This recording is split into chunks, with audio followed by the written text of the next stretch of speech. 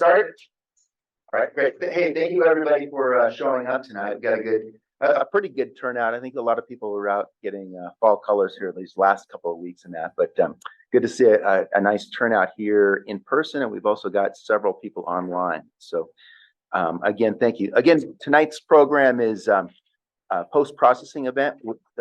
Several of us submitted images, two images. One is the raw image, and then the second one will be the processed image.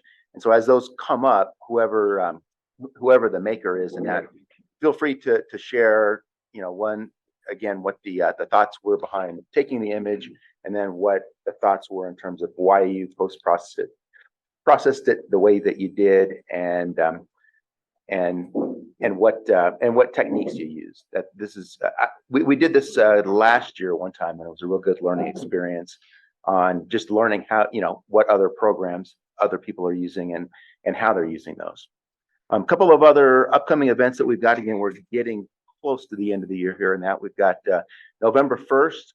So I guess that's a couple weeks away. We have our final competition of the year, and that one is going to be open. Judge will still be determined.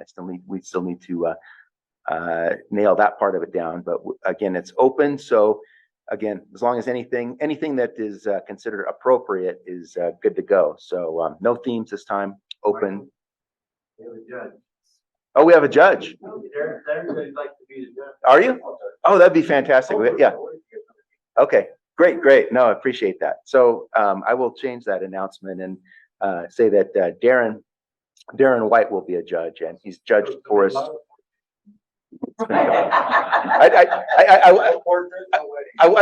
You were the one who I wanted to ask, but I didn't want to ask because this year you've been submitting images also for the competition, so I didn't want to take you out of the running. So okay, well that makes things easier.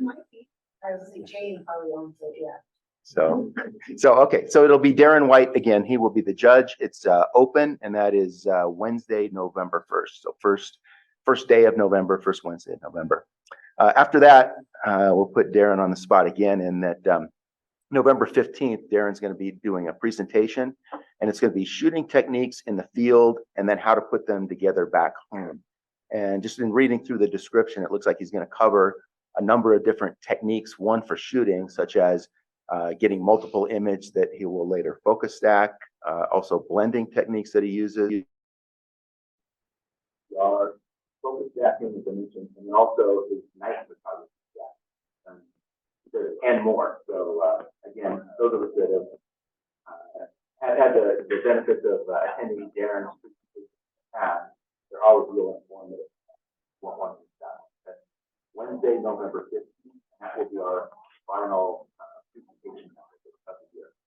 And then on December 6th, we have our awards dinner and board election meeting of the year. We don't have one later on, just things get pretty busy with the holidays and that. So December 6th is the final meeting, and we will have food brought in. Same type of deal that we did last year, I think, Bruce. Yeah, I hope to narrow it down, and I hope to have something out for next month. Okay, to great. Put a list out for like what size, or people can sign up for different things. Right. So you usually have like a main brought in, and people bring in desserts and sides and so forth and that. So great. Always a good time, and that is December 6th. Definitely want to make that one in person if you can, to take advantage of the food that comes in, but we will also have that one over Zoom as well.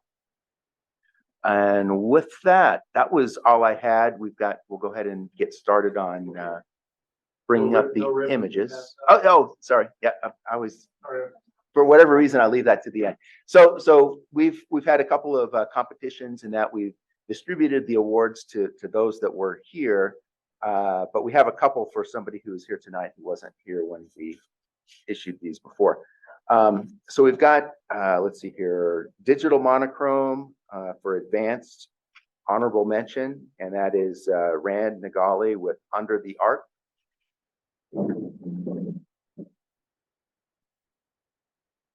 And you can stand here for a second longer than that, because also we have a second place digital monochrome advanced, and this is also Rand Nagali, Into the Dark. Great. Congratulations. So that's it. Yep, that was it. Okay, I got to share the screen. Huh? Oh, wait.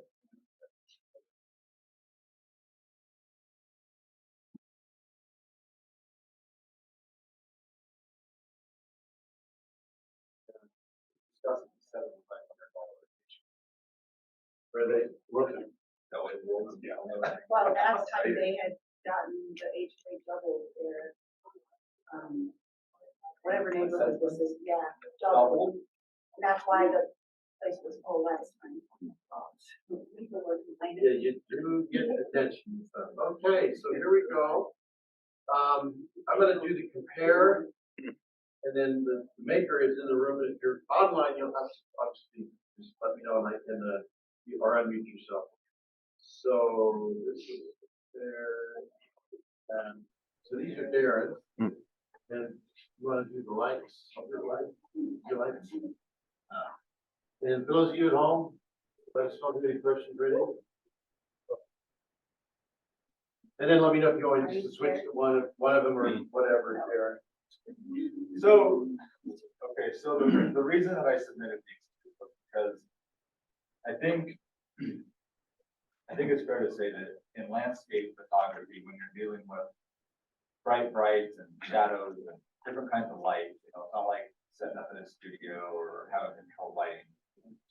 So one thing that I like to tell people is that you can only get your exposure, your raw file can only be so good. Like the raw file never, unless the light is perfectly even and balanced, you're never going to have the image on the right show up in your camera like, you know, the image on the left. So the image on the left, obviously the raw file, I exposed it so that I didn't blow out the spot between the two rocks.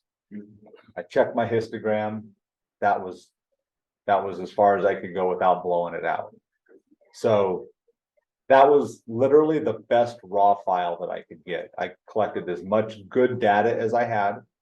And then I just went through my basic processes and came up with the image on the right.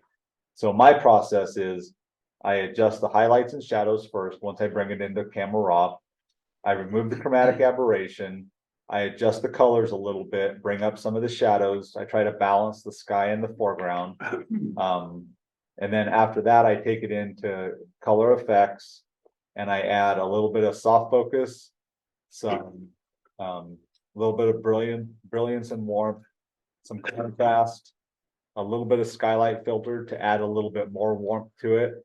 And then I bring up the shadows in the contrast so that the face of the rocks have more detail in them. And that's really all I did to this. And Bruce sat there and watched me one do this. So It's a 5-minute process. yeah. But one thing I try to tell people is that they're like, oh, well, it's oversaturated or there's too much whatever. But here's the thing, you can't saturate colors that don't exist in your file. Like if you don't have yellows in your file, you can't saturate them. So by collecting the good data in the image on the left, I'm able to have all that good data to build my final image on the right. How much localized adjustments do you do? Localized, none. So you mean like specifically on a rock or something? Yeah, like those So rock faces. Like a mask on the right? Like No. dodging or burning No. on specific areas. Or I don't do that. So for me on this one, I mean, I do it on some, but on this one, I use linear gradients to bring out the water in the foreground a little bit and then to help balance the sky.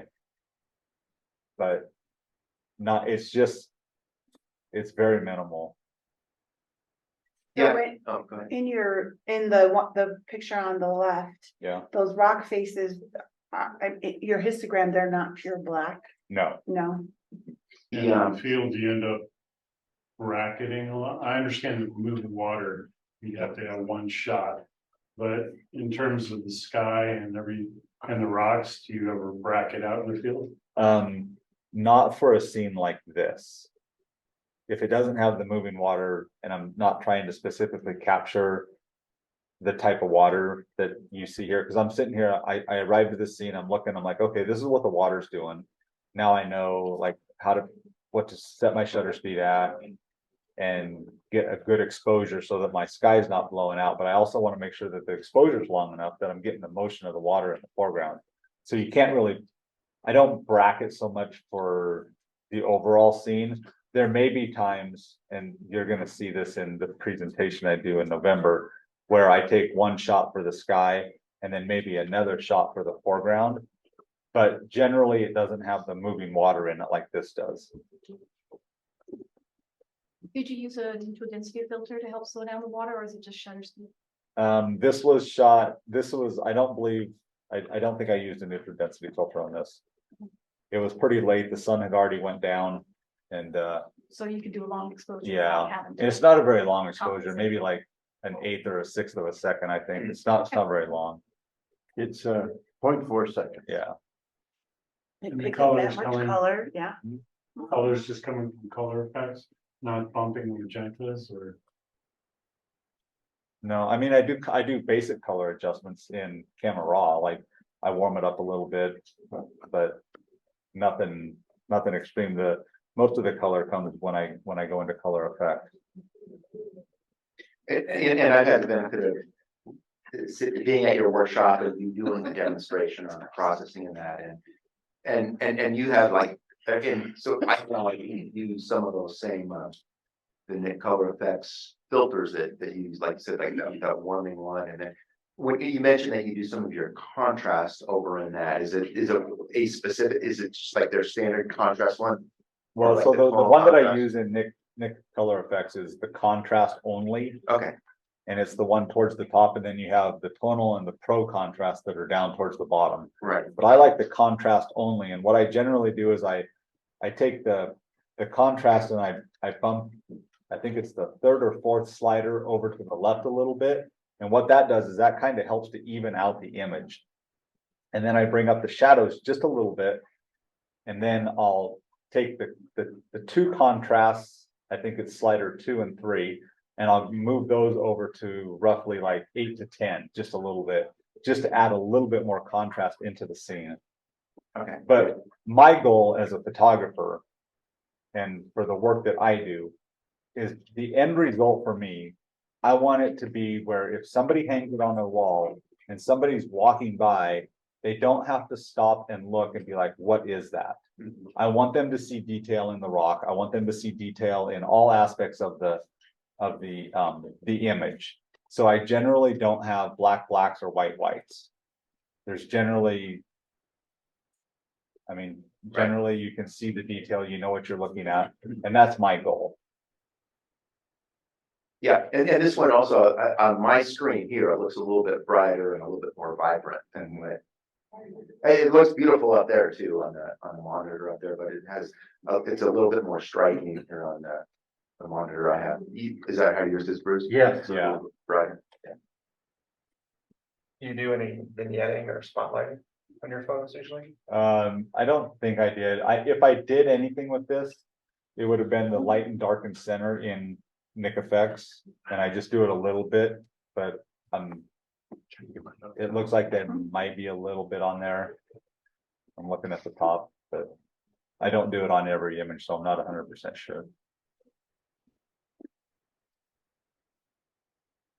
Okay, I don't see any questions from the people online, so let me scooch over here to the next one. All right, mouse, come back to life. There it is. Okay, so I'm gonna do this one, and this is yours, I believe, isn't it? Yeah, Okay, that's why I said thanks. I can go into that. okay, so let's do. There we go. All right, I'm still working on this one, so I can't say it's 100% finished, what I'm gonna end up with, but, I took this at, the Dallas Divide, off of County Road 9, just a couple weeks ago. And I was really excited to go out there because this was the first time I got to shoot that area with my drone. And this is just down the road from the cabin there. So the cabin that's up on the hill would be off to the right of where this picture is.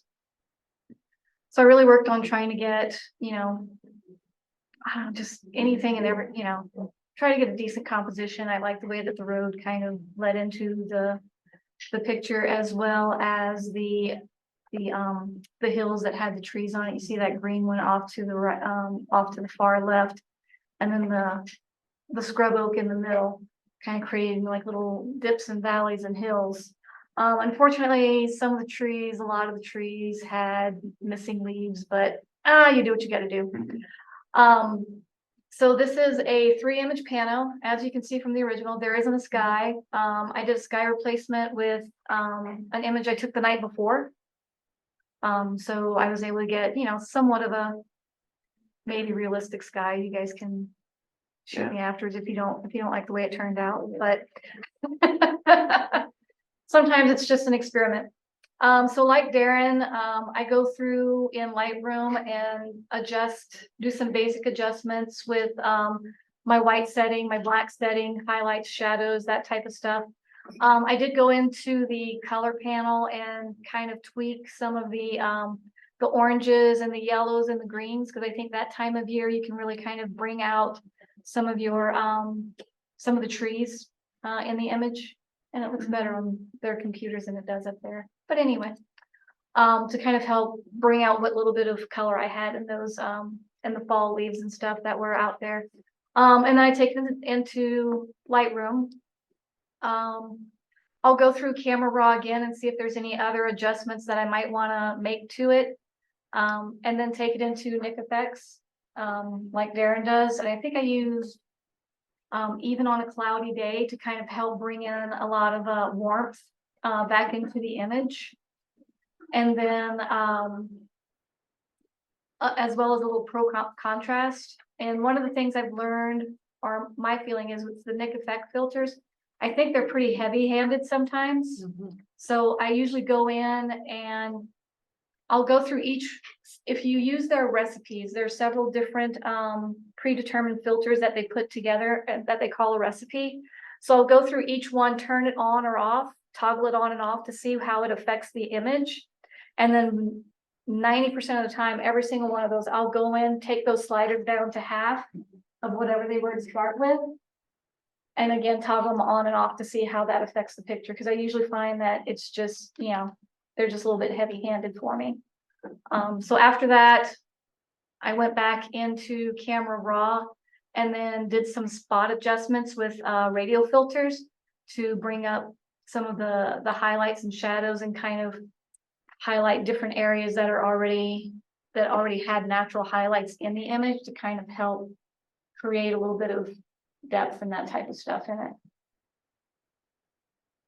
So And on that very last point, so you were doing like which you put like luminance or something like, or did you do on my I usually, when I go in and do like the spot adjustments in Camera Raw, Okay. I'll usually go in with the radial filter and adjust. Sometimes it just depends on what it is. Sometimes I'll use the exposure button. Yeah. Sometimes maybe depending on what it is, add a little warmth to some of those trees that have a little bit of leaves on them. Yeah. Maybe it's bringing up the highlights or the shadows, different things, just to kind of help add a little bit of, like, the hills on the right hand side where you can tell there's no leaves, but then there's like those little flat spots on top of the bluff hill, whatever you want to call it, just to kind of highlight those, to give them a little bit of extra, just a little bit of brightness to kind of help move so it doesn't quite look so flat in that little section. Yeah, no, that does look good. Like you said, it gives it that range or whatever that through. I'm just saying it's a lot warmer on the laptop. Are you launching Nik Effects like those from Lightroom, or are you going from Photoshop? I use them from Photoshop. Yeah, okay. And the reason I prefer to do them in Photoshop is that typically before I launch Nik Effects in Photoshop, whatever layer I'm working on, I'll copy that layer, label it as the Nik Effects, just to make sure that when I go in and do those adjustments and I come out, if I feel like the adjustments I've done in Nik Effects is still a little too heavy-handed or not quite enough, then I can use, especially heavy-handed, I can use that layer as and adjust the opacity on it. Or if I want to do more masking on it to do other stuff, I can do that too. So it gives me a little bit, I feel it gives me a little flexibility. Yeah, that's what I. Originally was launching Nixpex from Lightroom and then you've got like everything. It's like all around. Yeah, yeah, exactly. And then sometimes I decide I don't like it at all, so. Yeah, and at least Right. in Photoshop, you can at least delete it if you don't like it. Yeah, Yeah. or Delete earlier. make it a little more transparent. Yeah. Delete it, you know, lessen it. Maybe sometimes I'll go back in. Sometimes I'll even duplicate it if it wasn't quite heavy enough. That's, I find every once in a while, if you do it exactly the way you do, you can also do the blending mode different. Mhm. Instead of just doing opacity, like you can do a multiply or, you know, whatever it might be. And strangely, it looks much different the way with the blending. So that's another big advantage of, you Yep. know, doing it with Yeah. Photoshop. And there's a lot more green and yellow. It's definitely more vibrant on the computer monitor. Your sky worked well. Yeah, it looks Yeah, good. yeah. The I top, just think yeah, it worked because I wasn't. Yeah. able to insert- Yeah, I So- think because you got the color and the peaks. Yeah. Ties in with. the ties in, and the So- light looks Yep. like it's coming from the same direction and So everything. what I did with that was when I brought, because that was my file, when I did the sky replacement function in Photoshop, there's an option to flip the image. So I flipped it to make sure that, to try to make sure that my light was coming from The right the right direction. Looks good. You know. Crucified. When you do the sky replacement, What's that? well, I'm just, in case people don't know. When you do the sky replacement. And you're done with it, you're out of the sky replacement and it opens up all the layers into Photoshop. Mhm. If you go over and you unlink the sky. Then you can use your free transform tool and you can move that sky and put it anywhere you want to. And that gives you a little bit more flexibility if you need it, instead of just having it placed where, because like sometimes I'll take pictures of skies and they have different layers. So like, let's say 3/4 of the image is sky. If I click sky replacement, it's gonna put it in one spot.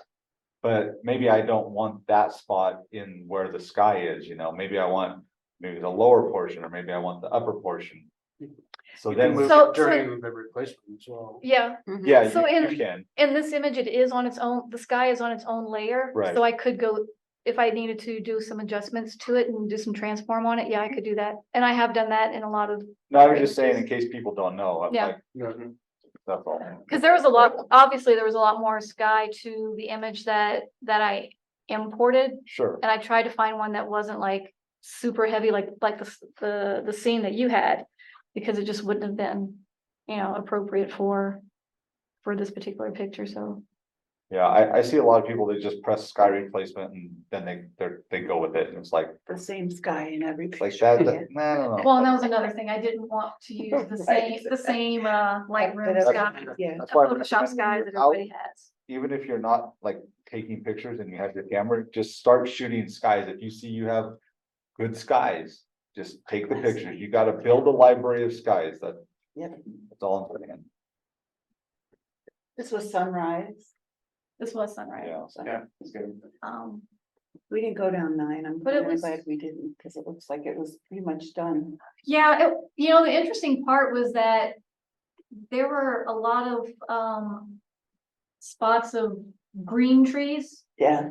and bare trees, Right.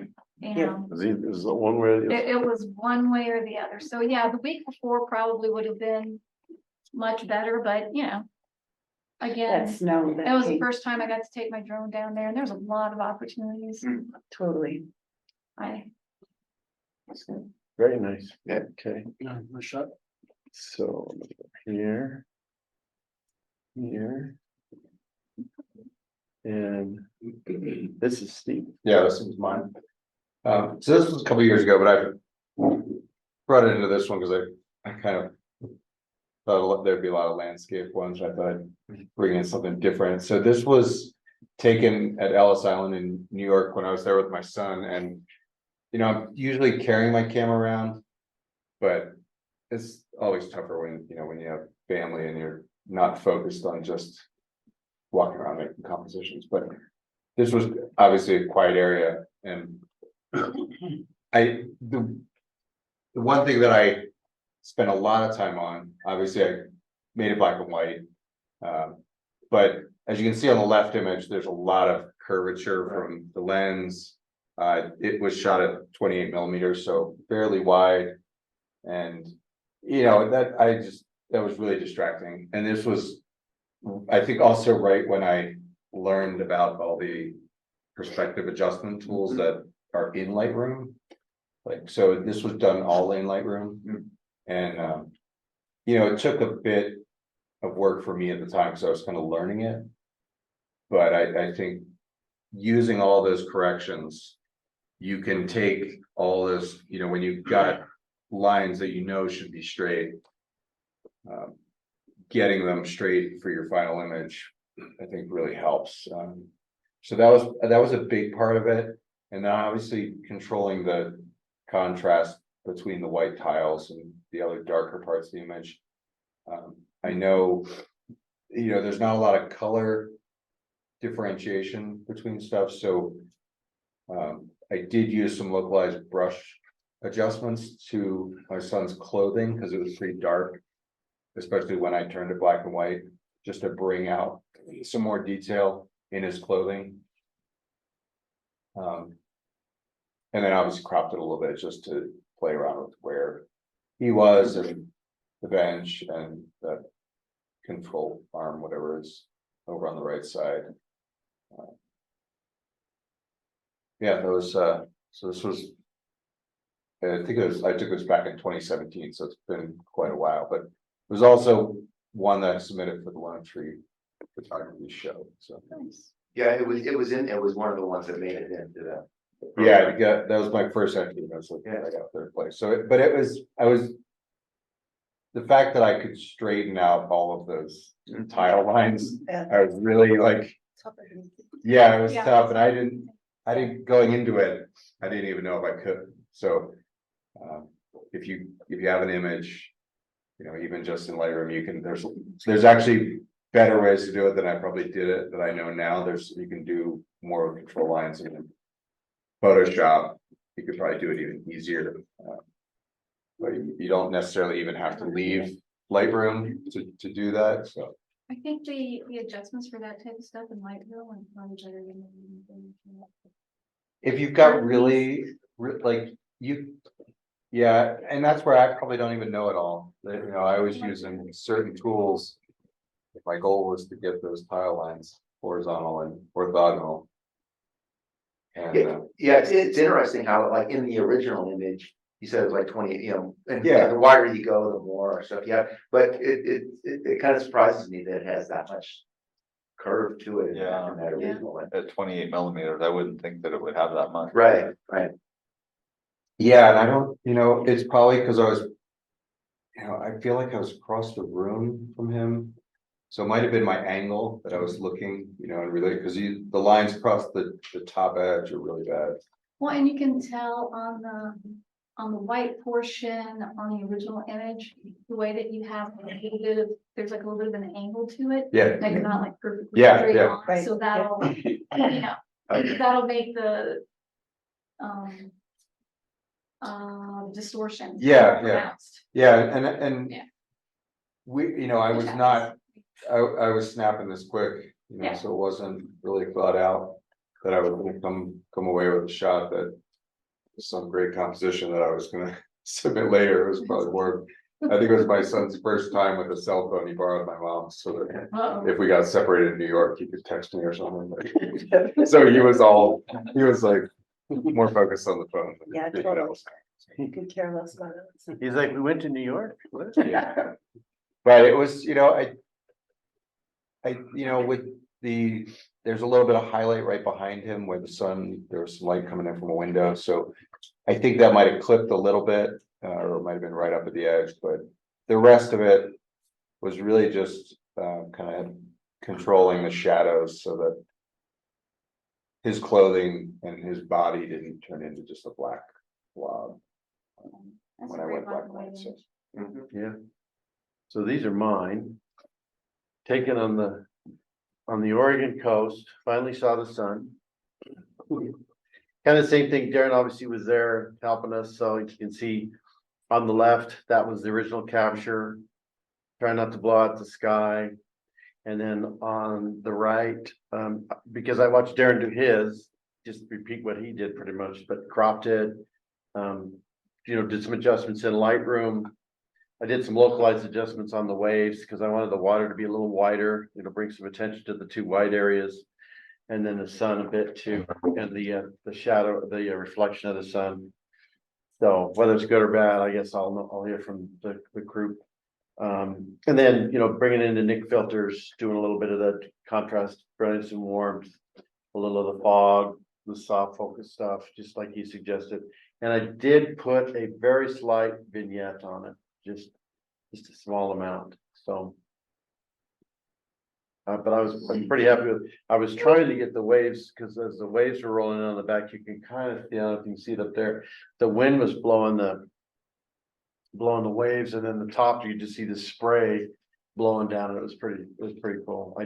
But we were shooting real slow. Let's see, this was, I guess I don't know, I think it was probably a half a second or something like that. Get the motion in the water.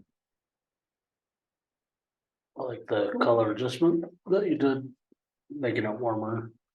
Yeah, it did warm the temp up a little bit. Yep. Thanks. What was your focus point? Where did you put your focus point? The focus point was probably about midway, and then I don't know why I must have stripped the metadata out of this. It was probably about F11, maybe F16. So I tried to focus like a third of the way in to try and get as much depth as I could, but then obviously it did fall off towards the back a little bit, but part of that might be due to just the motion of everything, because it was a slow shutter speed. I like your crop, how you confine the scene so that, like on the image on the left, you look at it, but then your eye goes up to the bright spot on the upper left. The image on the right, you've controlled that, and so the viewer stays in the scene. And I like that. I think you did a good job on your crop. Yeah. I had help at home. Crop it some more. And I like that you got the reflection before that wave came in. Yeah, So you got the Right, sun there, because 2 seconds later, that reflection wasn't there. yeah. It was a happy accident, I'm sure. I assure you. Not only the reflection in the sand, but there's like those a little bit of light in the. in that Yeah, on the second waves. Yeah, on the water. Yeah. Yeah, I saw that. I was pretty excited. Like, oh, wow. That turned Yeah, out it to just be a kind good of sunset. Yeah, everybody was moving around the beach, and this is the, whatever night was, the sunset, and I just kind of camped there, and I took, I don't know, 9,000 images of this sun. Really fun. Because, it was dropping through clouds, and Yeah. so, and then it dropped out. It's like, oh, there it is, quick. As Blast, soon as we all saw it, it's like, oh my God, there it is. Yes. You just never know. It's like the lottery. Yes, totally. All right. Now we have this one. I submitted 2. We can only go over 1 if you guys want. Oh, no, we got time. We got time. Yeah, I did the same thing. They're coming later too. So I'm assuming these are flipped, right? Yeah. Added buttons. Really? Oops, sorry. Whoa, how did you get the picture out of that to a liver? Right? What kind of AI program? you use? I got some AI. Right?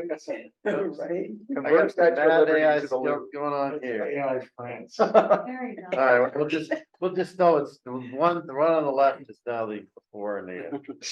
So There we go. which one's the before?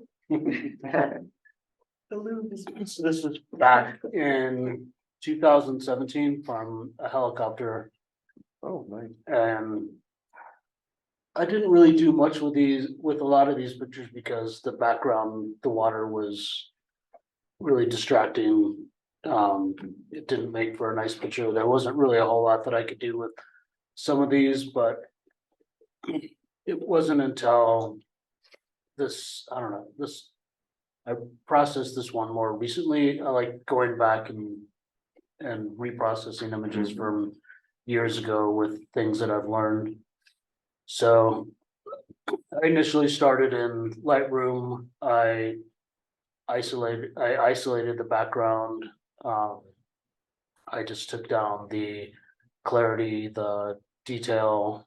I think I did a dehaze to brighten it up, just to take all the background out. I don't think I turned it into a black, then I pulled it into Photoshop and pulled it into silver effects. And I did I think I did the black and white conversion in silver effects. A lot of, I don't know, I've started doing a lot of black and whites, not doing them black and white in Lightroom, doing them, getting the color adjustments as good as I want something to be in Lightroom, and then taking it in Photoshop and into generally into silver effects and doing something, changing the black and white there. I also did I can't remember if I did a color cast or if I did a white neutralizer filter on this, which really kind of made the statue a little bit more like a pencil drawing kind of effect. Looks like a negative. Yeah, Mhm. but it made kind of an ugly, unusable image. I was able to take that and make it into something that that I thought was a lot more attractive by taking out the background and turning it into a black and white. It's really strong image. So, but you didn't actually take the background out, you just. I didn't take it out, I isolated it, and then I took the clarity down, the detail down. Okay, I took all the sliders down in Lightroom as much as I could to get all that, gotcha. detail out, and then I did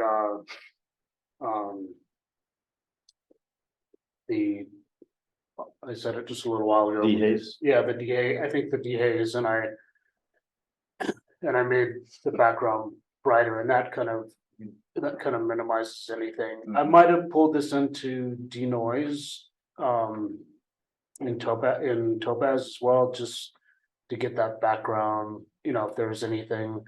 I probably did some spot stuff in Photoshop to, remove any bits of background that might have been left, but I wanted the background to be just white.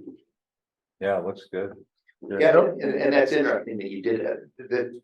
Thanks for describing that technique, because when I first saw it, I thought maybe it was just like masked and then the background was just flat out like replaced, right, with a white background. But Yeah, it's interesting that you were able to accomplish that with, like you said, the sliders and so forth and that.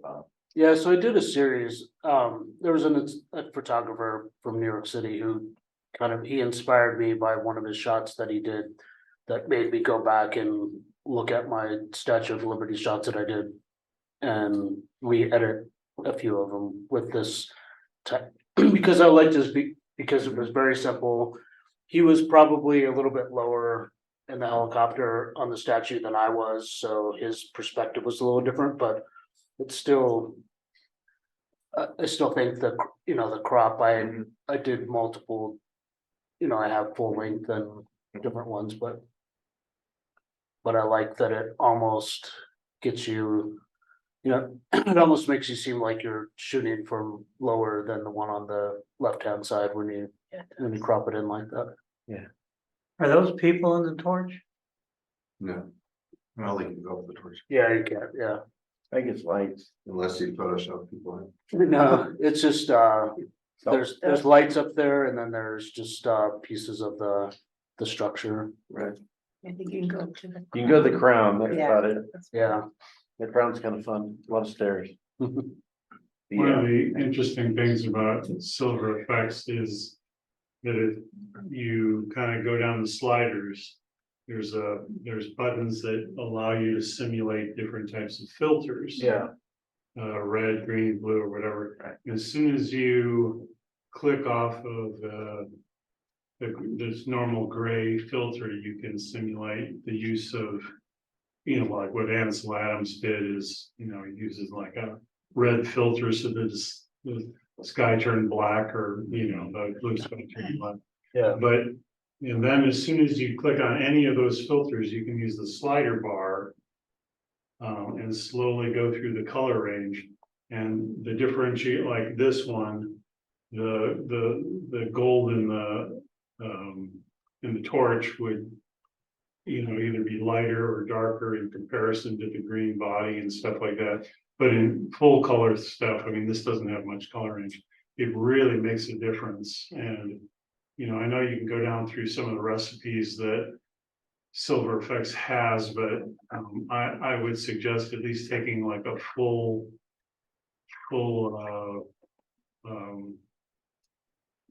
color, like one of the, when you first click on Silver Effects, it gives you the full range of colors. And that's one of the good ones to play with. And also there's one that's called, I think, More Silver or something, and that's another full range. It doesn't add any grain or whatever. You can go in later on and add grain and whatever and kind of simulate, but I would highly suggest using that, the filter range right away, just to see Yeah, what's playing with it. there's actually sometimes where I'll pull a black and white photo into color effects and use some of the different things in color effects that you don't really have good recipes for in Silver Effects. Yeah, and in fact, that's one of the kind of secrets is just like Rand was saying, if you play with the colors, like if this was still a color image, and you just crank the sky really, really blue and then go into Silver Effects, you're gonna have a different effect than if the colors are muted. So your technique, exactly what you're saying, is, if you use color effects in conjunction with Silver Effects, you can really get some different. I think that's how I haphazardly did the, because there's something in color effects that you can, that neutralizes white, that really Yeah. changes an image. So I pulled the black and white into color effects and played around with that until I was happy with that. So, color effects is not only for a color image, there's some things in there that actually work pretty well in a black and white. Yeah, image. there's no one set thing. You can do Yeah. anything with anything. Yeah. Right. A lot of times I'll take a color image and I'll process it as color, make that one layer. And I'll take it into Silver Effects and I'll process it as a Right. black and white and have two layers, and then I'll just go through and change the blend modes. Oh, And you get some cool effects. I've never tried that. Yeah. Especially it gets a real good grunge Mhm. kind of a gritty thing Yeah. if you have both layers in there. Yep. But that's something I wouldn't have been able to do in 2017 when I took these. I had just started shooting in 2017, right before that. So my editing skills back then were really not so great anyway, so I couldn't imagine producing the image on the right back then. So it was fun to go back years later with things that I've learned and different tools that I've acquired to try different things now. I really like the way you made it like that, like you were saying, like a pencil kind of a sketch. Yeah. It's really, really cool. And when you look at the black and white version, that just the tonal range is so much better than the one that you have. Yeah. I mean, just, the features in the face, throughout and so forth, just stand out so much better than that one. So I have a question about Color Effects Pro. I haven't downloaded the latest update. Is it worth updating? Anybody? I think the panels changed a bit, but I'm not sure if the actual software had really. It doesn't have any major, I was told that there's no additional benefits. It's just like a different user interface. is that all? That's what I've been told. I still have like the second version, so. I've still used it 4, it's like So, color yeah. effects 4, which I think is 2. Yeah, I don't know where they're at it now. keeps asking me, but I'm like, God. Yeah, another version 6. I mean, it never hurts, but I don't think. Well, it's $79, it's $80 to. Oh, really? Yeah. No, it hurts. No, but it's, If there's nothing major, No, you know what I mean? I think the actual drivers were the same.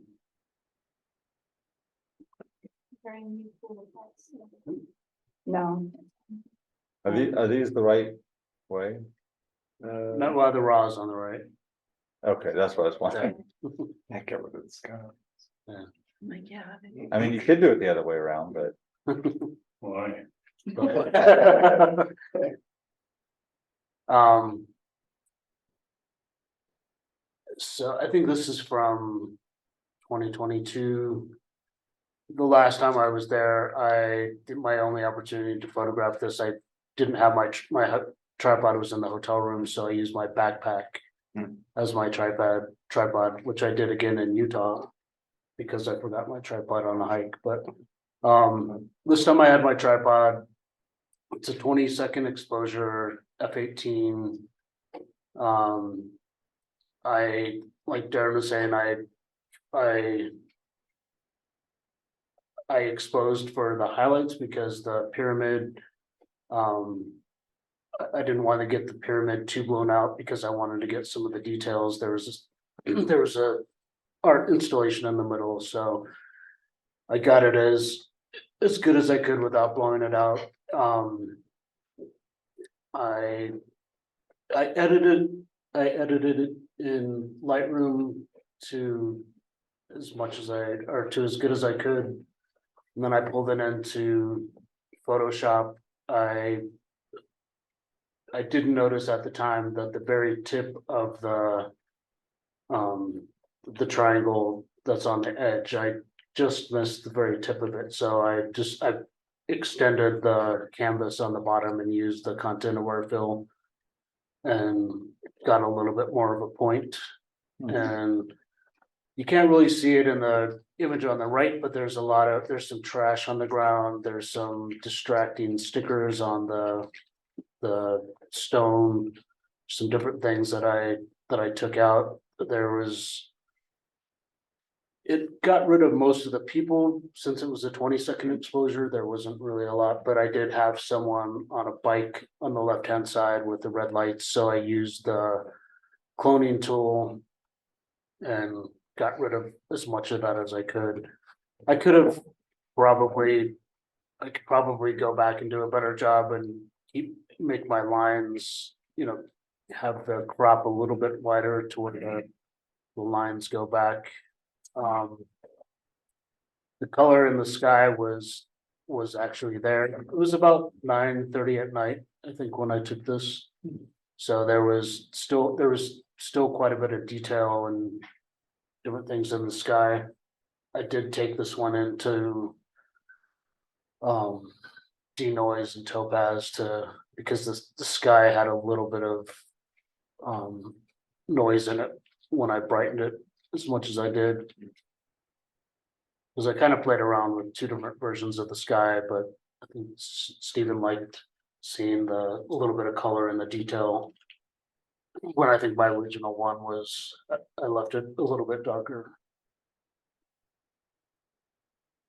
Iconic image, right? Yeah. Yeah, very cool. Yeah. Yeah, if you got the patience to do it to get no people. I did them in black and white and I like it. There's like. When we were there, it was just. And I reconstructed a lot of when I pulled the image, the bottom of the image out, there was a lot of weird things going on with you can't really see from here, but the stone tiles on the floor, I did some reconstruction with the cloning tool to get the lines all to make it look a little bit better. But I just thought it was it's a very big transformation. Yeah. Yeah, this is a great example for this exercise of the raw to finishes because the two look so different. I mean, and it's that sky that when I look at the raw, to believe that you had that kind of detail and so forth in that is, it's hard to believe, but like you said, that those adjustments that you did really brought that out nice. So that was when I first started, I was shooting JPEG and RAW, and I didn't do anything with the RAWs at first. I just saved them, but I saved them all, like the ones from New York. I still had all the RAW files, so years later I went back and started editing those, but I was always intimidated by what I saw on the back of my camera when I started shooting RAW because it looks horrible. Right. But then you start to learn that what you can do with something. So you start not to pay attention to anything, but anybody who I've talked to and told them that they need to be shooting raw, if they're not, they have the same kind of intimidation. Right, yeah. Right. They don't understand. By the way, your use of symmetry is awesome. and- Always, And right. that square crop with the symmetry, that's just brilliant. Okay, thanks. Yeah, I played around. I have different versions of this where I have the sides a little wider. I think it works well with the point in the center front, kind of. I thought it worked pretty well with the way the top of the pyramid. It was all pretty symmetrical. So I should remember what I did. This is just last night. You took some pictures of it. Was this at Stern Park? Yeah. So over at this local park over here in Littleton, right? And as you'll see here in a second, I wasn't there for this. I did run into Paul Malinowski there though. Several other photographers were there, but I was there to actually photograph a family. It was a family photo shoot. So I didn't have a really long lens with me. The longest lens that I had was a 7200. And at 200, you can see on the left, they're pretty far away there, right? But so I went ahead and I took several in between, like, well, while we were walking from one area where I was taking pictures of the family to another area, these ducks were swimming through, and the wood ducks, and I went ahead and, you know, clicked a few, didn't think anything of it, but the idea is to try and photograph them as they're passing through some of the reflections, the fall reflections that are coming off the water. So I didn't really think that much of it or whatever in that. And then last night when I got home, I was doing some processing.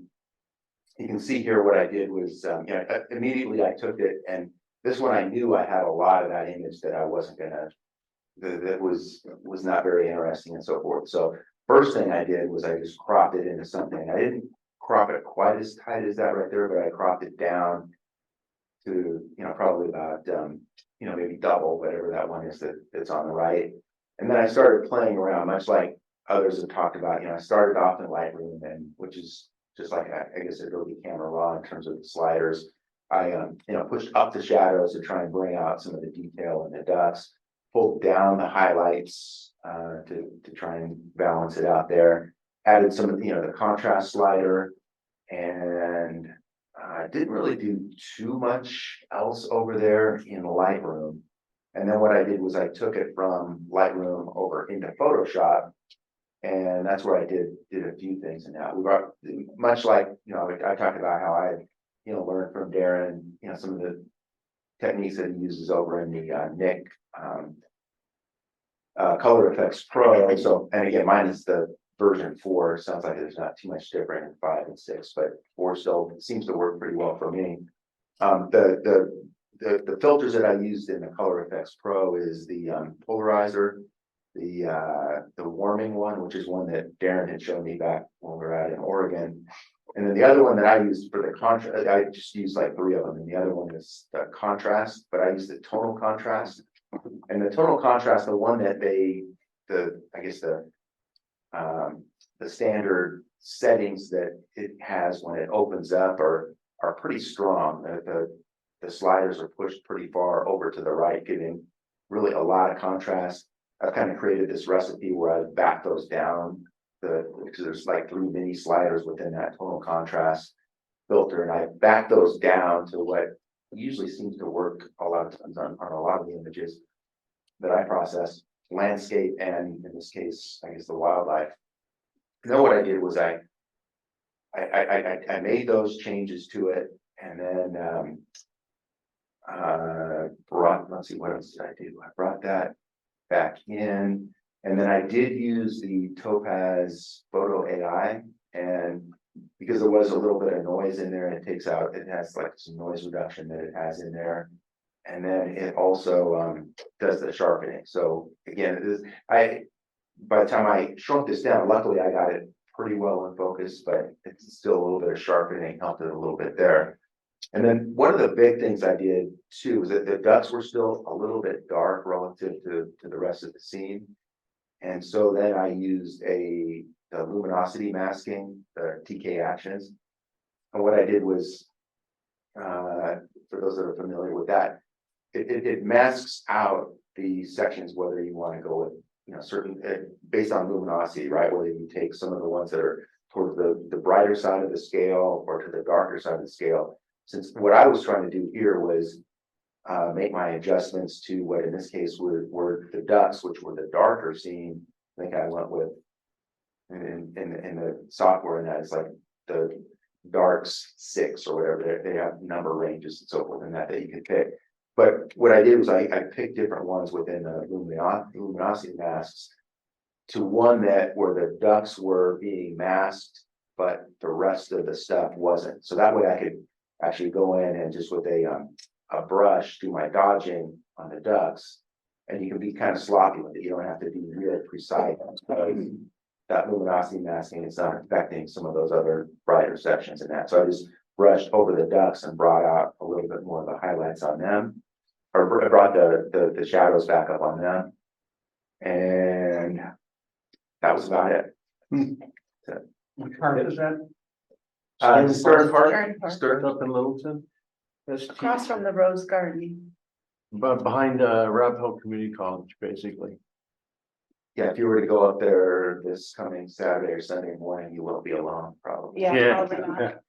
And Any day. the yellows are a lot more intense on the computer screen. Very, very. And I won't Yeah. tell anybody that Chatfield is pure gold right now, Yeah, it's so you beautiful. guys can all go to Stern Lake. That's another place that I did not. Chatfield I myself. think I ran into you I one time just last saw year about some this time of year in that. Yeah. over at Yeah. Chatfield. I shot this, they weren't wood ducks, I shot the geese this afternoon, I just sat with them for like an hour and a half, and I was shooting just exactly what you're doing right here. And the reflection, when they were swimming through the reflections, is just gorgeous. Yeah, pretty. And then I was just gonna mention real fast, I haven't heard anybody say this yet, so. Like Michael said, the ducks in this scene were fairly dark, so. And because I shot the geese this afternoon, if you're in Lightroom or Adobe Camera Raw and you select the mask and then you select object, and then you just go around the duck, Yeah. it'll perfectly mask the duck out. Yeah. And then you can make your adjustments just to the duck, so that the object Yeah. selection is absolutely amazing.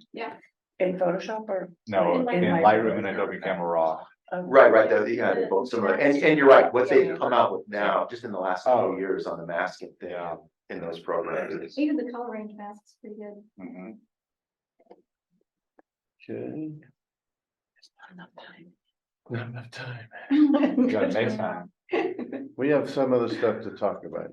Don't you worry. Okay.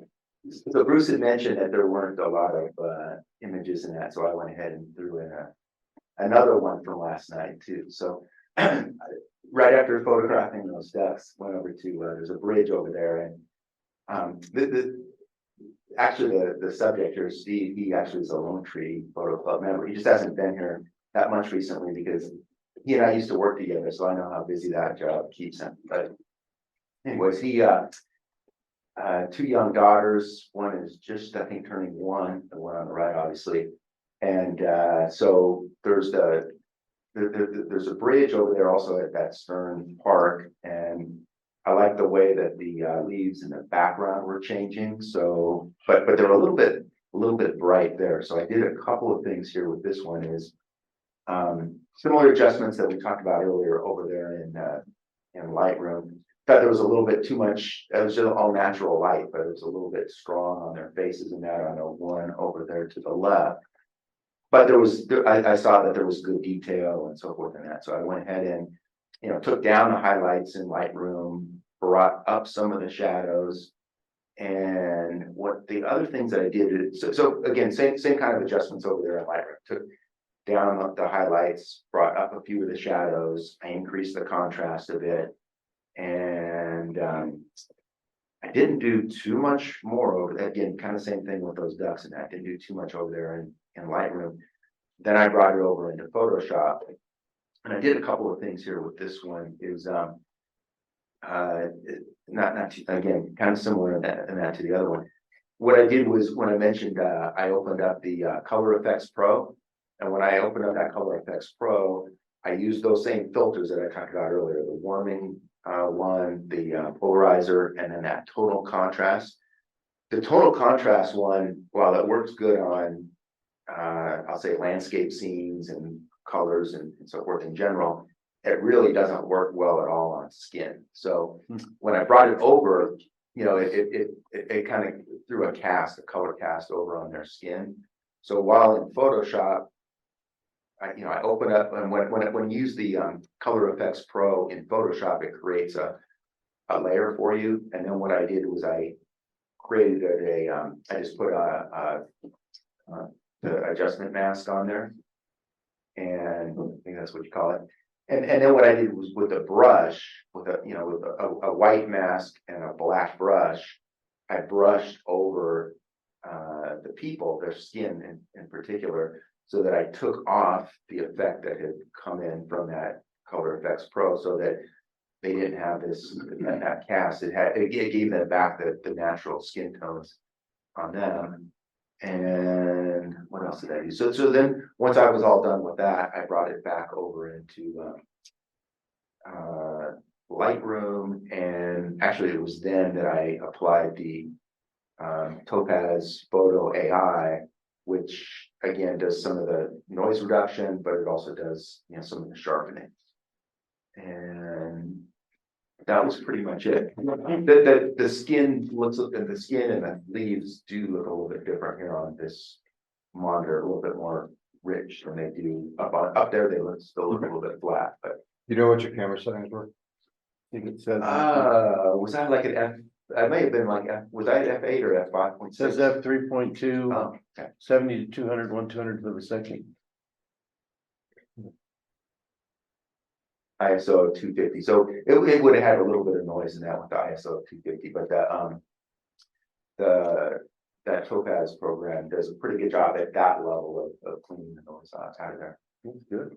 And you can see that I cropped it, right, because there was a lot of space to the left and right that didn't belong. And then I cropped up above from the bottom because her feet were cut off, so I didn't want that. But I made sure that I didn't crop it all the way up into chopping off their knees or whatever. So, Trying to minimize your amputation. yeah, it may still be a little bit low there because I may be cutting her ankles there. So if somebody were to judge it, they may say I need to come up a little bit on that. But anyways, No, you can't, no, I don't think you can really tell. it's not that noticeable, Well, right? because for me, it looks like it's right at that bottom rail, so I wouldn't think that you're Yeah. cutting off the. More like through the shins, yeah. Yeah, I was just wondering if I'm cutting. I was just wondering if I'm cutting right at the ankle, which I suppose would be a negative, but it's not that noticeable because of where they're at. No, if you look over here, there's the ankle, there's the. Right.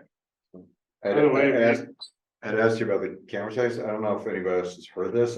When I was taking some photos, kind of like this for some friends, asked another photographer. She lives in the Midwest now, but she's amazing portrait photographer. And I asked her what f-stop does she recommend, and she said her rule of thumb is the numbers should match the number of faces. Well, So like f4 if you've got 4 people. F3 if you got 3, like, so don't go, like, just as just a rule of something to start with, so that you maybe are not limiting your depth of field. Yeah, no, that's interesting. What I typically do is I kind of base it on I'll like F8 is kind of my go-to if it's going to be even like for 4 people or whatever. But if they're staggered, meaning like if somebody's like more in front of the other person and so forth, then I start maybe migrating to like F11. But at the same time, I kind of want to blur those trees out in the background, right? So I think that's why I went. The reason why I went F3.2, or I was thinking it was maybe a little bit higher, was because they're sort of all on their faces are all on the same focal plane here. But if I have like say 2 rows of people, if I'm photographing and there's a family of 8, and you've got, I just did that 2 nights ago, 4 people in front, 4 people in the back.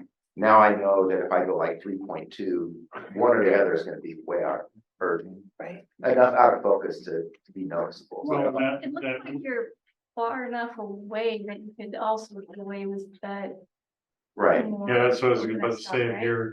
If you're at 2.8 and you're this far away, it's gonna be a huge difference. So you get a lot more in focus than if you're 3 feet away from somebody and are at 2.8. it's something you need to experiment with as far as distance. What you wanna do is you wanna set like a Coke bottle or something up on that railing. And then go back to where you were shooting Yeah, and just go through your f-stops. And see, or maybe put like 3 or 4 bottles up there because the railing looks like it's kind of going away a little bit. Like, right. so the Coke bottles wouldn't necessarily be in the exact same position. And then just run through a series of tests with different f-stops. Okay. As far as your noise, I don't know if you've played with Topaz versus, say, Lightroom or Yeah. whatever. Yeah. But I always find if you do a little bit of noise reduction in Lightroom Right. and on a raw file, and then go to Topaz, you get better results. In other words, if you massage it lightly with 2 programs, Yeah. instead of just hitting it once with a Oh. big hammer. Okay, interesting. Especially since you're dealing with a raw in Lightroom, right, or DNG or whatever it is. You're just able to bend those pixels just a little bit better, you know. I'm never trying to completely eliminate the noise in Lightroom, but just making a start really helps Topaz. Okay. That's good to know. And to your point on like the f-stop and focal length and distance, I was, for those that are familiar with like Stone Park, they were on that bridge. I was like as far away as I could without being in the bushes over on that side of the bridge. So I wasn't like this close to them, right? I was like pretty far away. It gets a little creepy if you're in the bushes taking I know. pictures. It's got this kind of little leg sticking out. So this is Michael's forte, because he's a fly fisherman, so he gets in with his waders. Yeah, I did not bring those there, but yeah, that will maybe next time. Take it from the water. So anyways, like I said, when Bruce said that there were openings for, he wanted more images in that last night, I threw in a second set, so. So that concludes tonight's broadcast. So what we can do now, we were gonna talk about a couple of things. You want to turn on the lights? No, it was a good idea. That was fun. Yeah. And so we've got it, and I don't know if you want to talk about it, you want me to pull those up on the screen, I can pull up those brochure things. But we have a couple of things that are coming up for new things for next year that we were going to talk about. 2024 themes coming in for next year.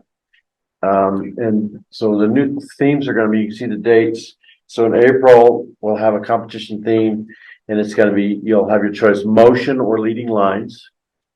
And then in July, we'll do another theme, environmental portrait or high key. And then in October, we'll do another theme, light painting or macro. So competition rules, we're going to add a new category, pro. And the pro is going to be a self-designation, and it's primarily because we've got some pros. And so people can kind of spread us out a little more. So we'll have 3 groups, beginner, intermediate, advanced, and then pro. You can choose to be in the pro. I believe we called it out.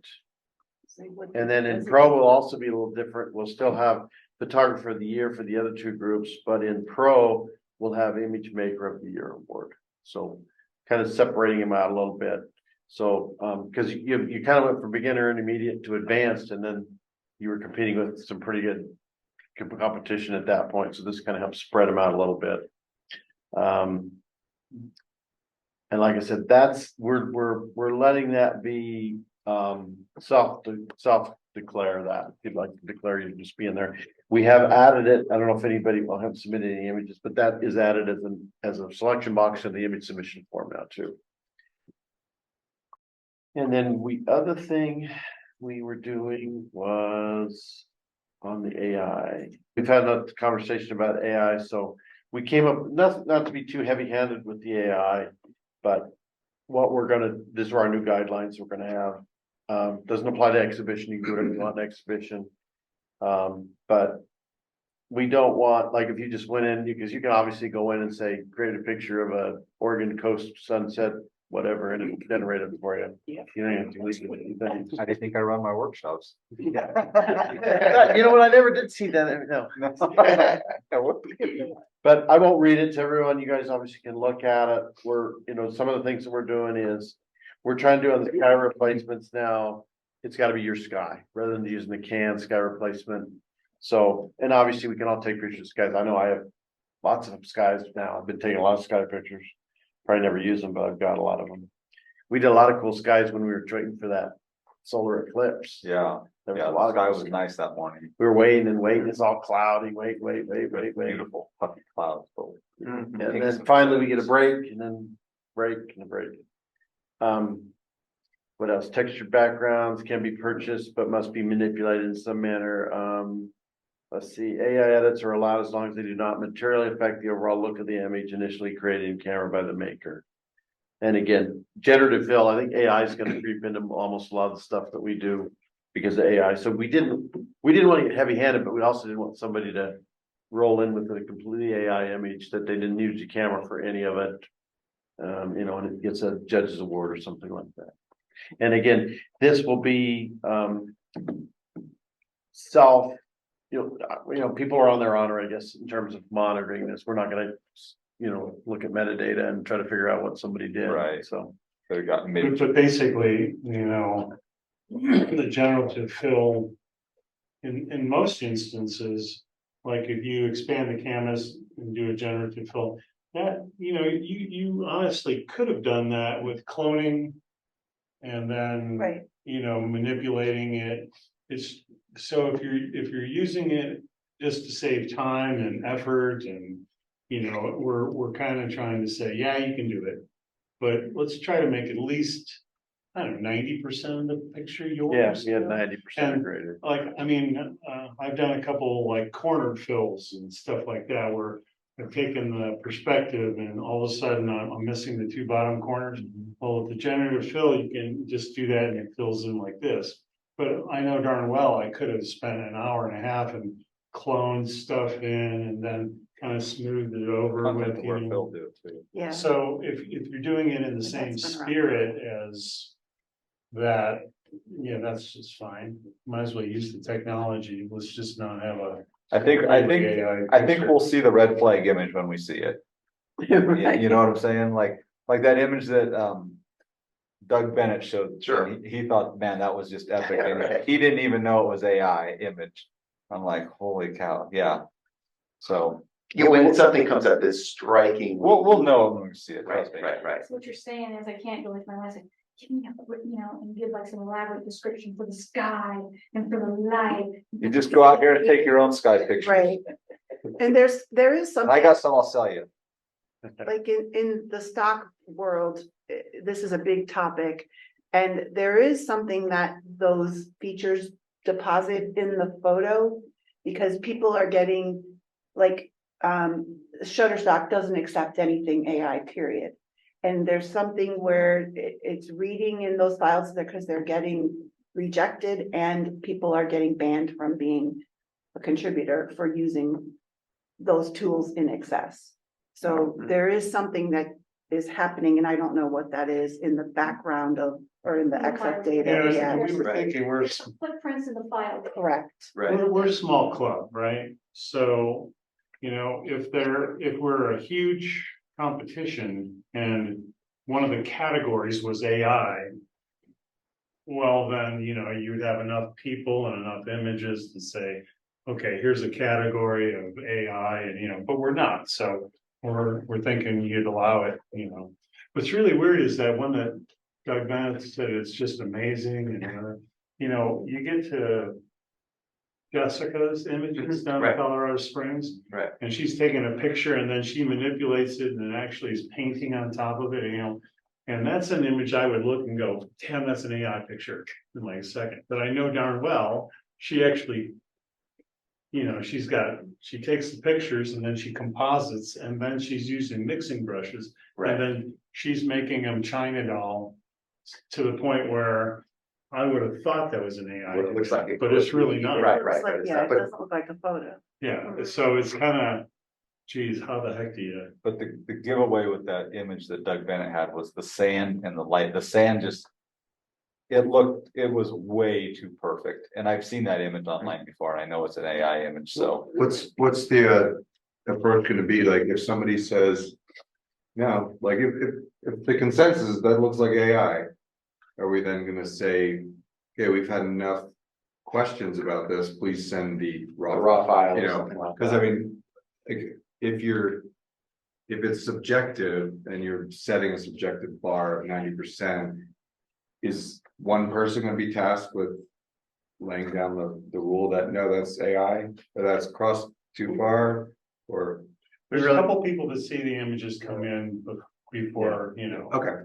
And So so try I and think have them that like somebody like Bruce or the. person No, I that's- have to pay off. Yeah, The other hope is that, I mean, at least from what we can tell, our members are generally honest and play by the rules and so forth and that when it comes to these kind of things, but I understand what you're saying too, does there have to be a referee at some point on something Yeah. to fix I it? think we've all been here as a group long enough that we kind of know what each other's images look like. Right. If you see one that just All of a stands sudden. out, I think you're gonna know. Yeah, I don't think this is anything that we need to like to beat a dead horse. We're gonna know when we see it. Right. Well, and you've got the exhibition. You know, that's what my point is like, hopefully, it sounds like you'll flag it before we see Well, it. if So we- it's not like all of us being like, whoa, how'd Yeah. this one get? If up? we- And then- Because we looked through them and like we had, like when we had some theme nights, there was some people that had submitted some things that really weren't with the theme and. So we emailed them Yeah, and say, right. do you want to pull these because they don't really fit the theme and Sure. you would hurt you. Yeah, so they pulled them out.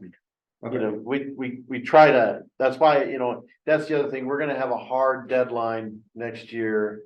Of, you know, midnight on Sunday because the setup for competitions is a lot of work. Yeah. And so when someone submits a late image and we've already done all our scoring forms and all that, we gotta try and insert it again. And we're trying to train more people to be able to do it so that, you know, Chuck doesn't feel like he always has to be here or Carino or Michael and stuff like I that. think what Steven's trying to say is if suddenly Elaine's Photoshop skills go through the roof, it's suspect. Yeah, Yeah, but we won't know it's yours. yeah, well, so, yeah, that's the hope. And I think like to Darren's point, That can't be a late shot. That's good. I think everybody's gonna probably play along and if you wanna do some crazy AI thing, you do it for exhibition night, you know? We can, Yeah. that's, we don't want exhibition night to be all AI, but at the same time, it can be kind of entertaining. And somebody could do it, just say, I did this all on AI and I wanted to show you, here's what I did. There are some things I've seen online, these product stuff that I would love to be able to try out. I just don't want to pay for the AI program to be able to do it with. Right, But it's where they're creating an entire, the environment for the product. Right. Say like a bottle Oh. of wine or whiskey or whatever, the environment is AI.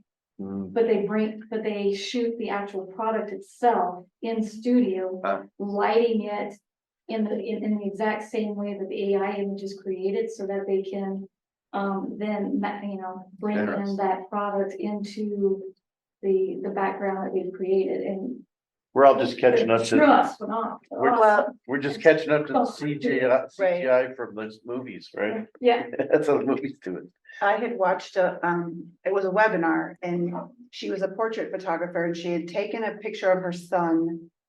And he was standing on a pier, but she cut him out and she literally in Photoshop AI, generative builds, all this, built a scene of her son standing at a pond, on an African safari, and she had added animals and birds and the background and I was blown away. I mean, it looked like it added the shadows, it added the shadows on the animals. It was like crazy what she was able to do with just the picture of her son and building everything just using the AI stuff inside of Photoshop. It was crazy because you can do a lot. right. And part of it is the shadow and light. So 4 months ago, a lot of the stuff, you know, looked beautiful, but also if you look at it real closely, you can see that there's no way that the light would be doing that with objects and so forth. It's consistent. But in just a matter of a few months, it's Well, It and seems like it's getting much better at that kind of stuff. very Or much hands better. have like, 8 fingers on or whatever, so. Right. Right, Sorry for those of you at home, I forgot to share my screen on the AI stuff. Yeah, so that's kind of what we talked, we're kind of done early tonight, which is fine. Sure. it'll be interesting. And then we'll be getting some information out on the potluck coming up pretty soon, it's right around the corner, really. And we mentioned also just like, people have ideas and so forth. You have like a few programs that are lined up so far for 20. yeah, But we're still, for if people programs. have ideas or if they want to present, or if there's things they want to see that we can look out for. Can yeah, you send a survey out and just poll the members about like what kind of presentations that they would like to see the club do? Sure. So we don't have 15 post-processing. Right, yeah. things. Right. You talked about a printing one, and I got someone who would come Oh, up to talk to us about printing. Okay, Tony. Oh, yeah. that'd be good. Yeah, actually, I was thinking about that when I met him one night up at your Send the gallery. survey out, you have to fill it out. Yes. I do. I fill every one of them out. Wasn't meaning you specifically. No, I know, but Sometimes we've done these in the past, we And had then like 2 responses. Yeah. Yeah, we get 6 responses. well, you know what? That's the board. The club members are gonna get out of the club what they put into the club. So Just do a chat GPT survey to yourself and just let it tell you. Oh, what do our club members want us to do? Give me Tell me. words on what our club members. I would say the chat GPT is great for writing blog posts, so. Yeah, there was a guy that did a presentation to Focus and, he has a program that he did, it'd be virtual, he's in Canada. On how to do, create a series of images, doing a presentation on, how to do a series of images and how to put it together, doing some kind of like a. Yeah. But a continued theme. But he would do this, and this would be over the course of 6 to 8 weeks. And again, it'd be all online, it's private evaluation, I don't know, would that be an interest, there'd be a charge for it, we have to pay him. 8 weeks. Yeah. But is there an interest in that, would people want that, just trying to figure out, it would be virtual. And obviously, we could get together to do images together if we want. And I just didn't know if there was an interest in the group. I think we had to learn more about what the thing was. I sent you guys over. Yeah. And I saw that and it looked interesting and his work was really, he had some stuff in there that was really good. So, just a thought. But it's dedicating that, but he could do like a presentation separate on this. Right, program. this would be a separate well, he wouldn't do a program on, he gets $150 to do a presentation, but this was just a separate program that he'd take up to 20 students. Right. And I think it was $600 or something. And, so it'd be probably $40 a person, whatever it is. To do the Yeah. 6 week. Or, yeah, $30-40 a person to do the 6 week thing. And the 6 weeks thing, it wasn't like full days of. No, I think It's he like- probably got some Zoom meetings in there and Right. then he would do a review of your images. He gives you private consultation That's on right. your images and stuff like that. Helps you, like how to put it together, how to come up with the idea for the series, all that stuff. Like portfolio review.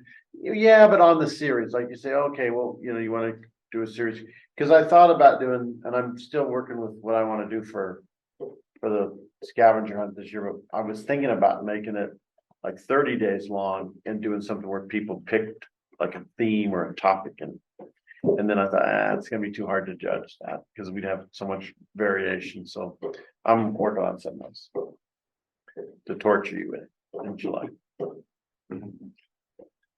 Well, we used to do, this is a while ago, but we used to like spend a Saturday like here and we would do like, everybody would bring an object and we would like have stations with macro, working on macro and stuff.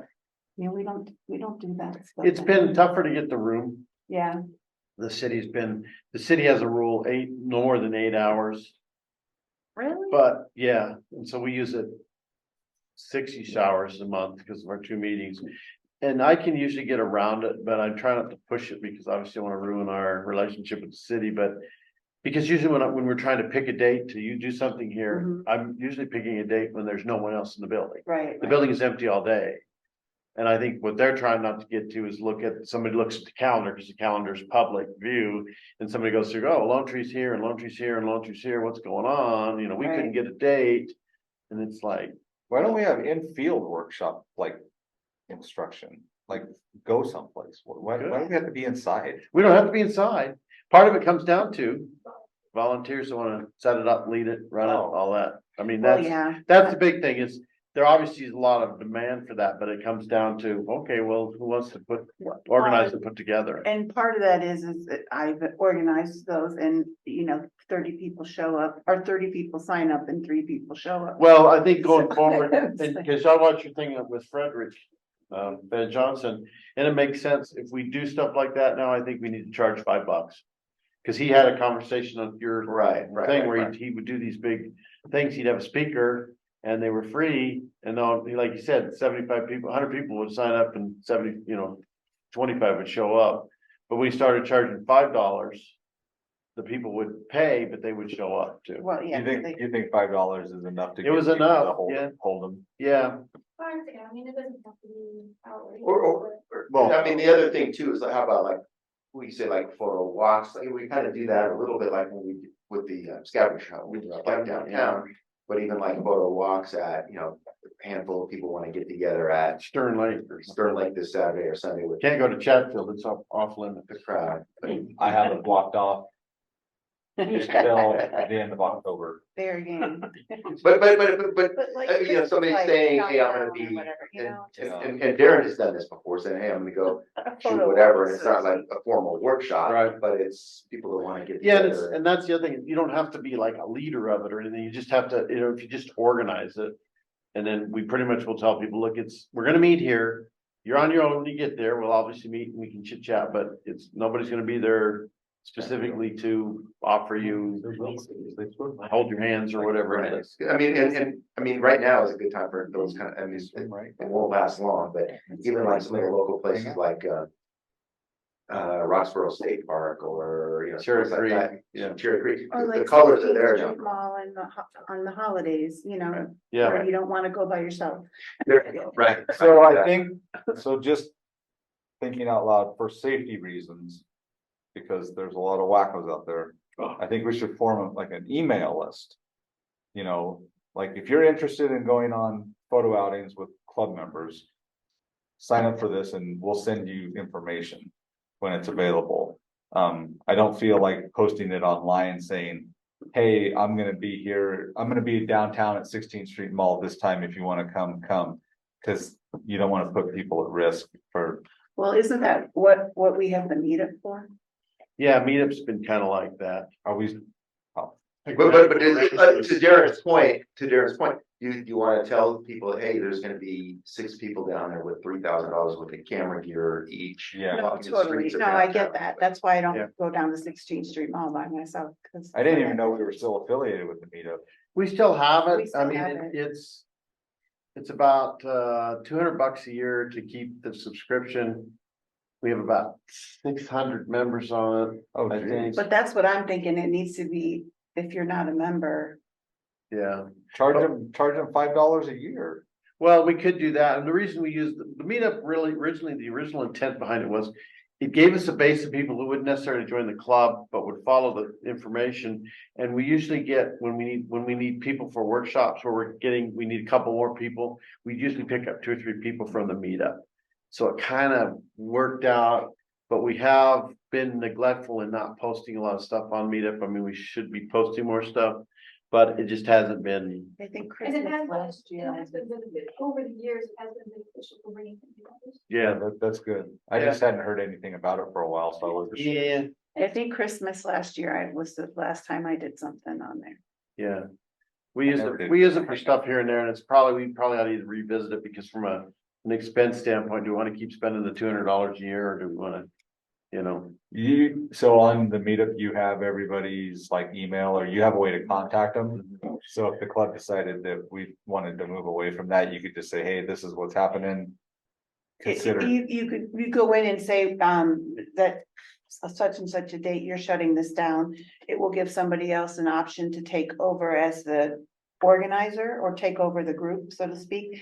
But if no one does, then it literally shuts down. But I don't think we can get a list of emails out of it, because we've tried before. Well, no, but I mean, you have, but We can whoever, reach it. whoever the head of, whoever runs it for the club has a way to message the members. Right, yeah, we can. Through the meetup. Correct. Yeah, Right, I'm not looking for emails. I'm just saying a way to let them know that, hey, this is what could happen. Yeah, Right, but at this point in time, it's, It's a long list, isn't it? I mean, how many yeah, it's people 6 or 7, like I said, 6 Yeah, or 700 well, people there. well, cause at one time we merged it with several, like, when Crystal and I had it, and we merged it with a bunch of different things.